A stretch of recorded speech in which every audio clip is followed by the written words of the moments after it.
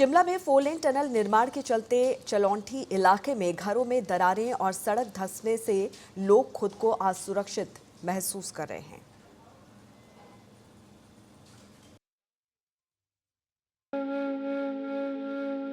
हिमाचल की राजधानी शिमला अब सिर्फ अपनी ठंड और बर्फबारी के लिए ही सुर्खियों में नहीं है, बल्कि जमीन के नीचे चल रहे सुरंग निर्माण के कारण भी खूब चर्चा में बनी हुई है। शिमला के चलौंठी इलाके में 4 लेन टनल का काम तेजी से चल रहा है।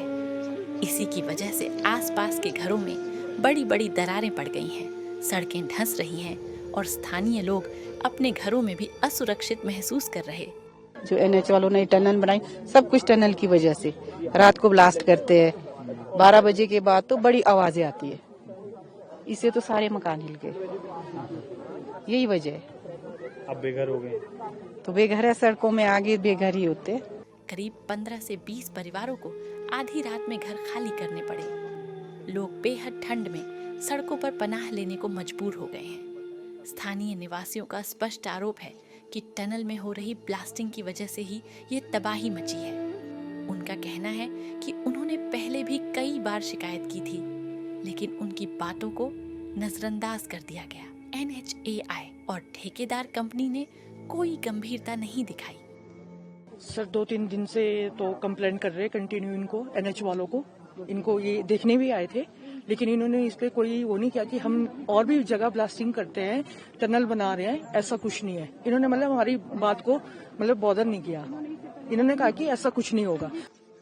इस बीच C2 हिमाचल प्रदेश के अध्यक्ष विजेंद्र मेहरा ने केंद्र तथा राज्य सरकार को इस तबाही के लिए जिम्मेदार ठहराते हुए सख्त रुख अपनाया है।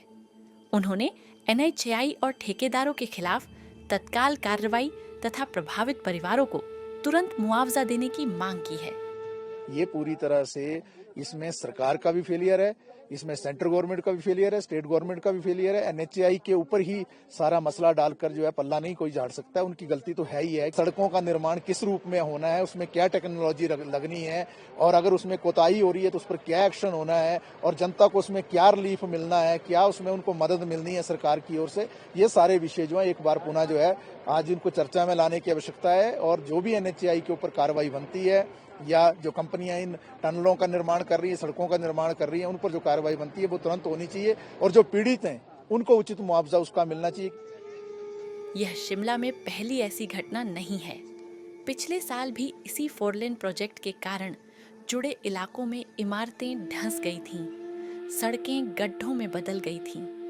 जब तक मजबूत और ठोस कदम नहीं उठाए जाते, तब तक शिमला की सुंदर वादियां डर की छाया में ही सिमटती रहेंगी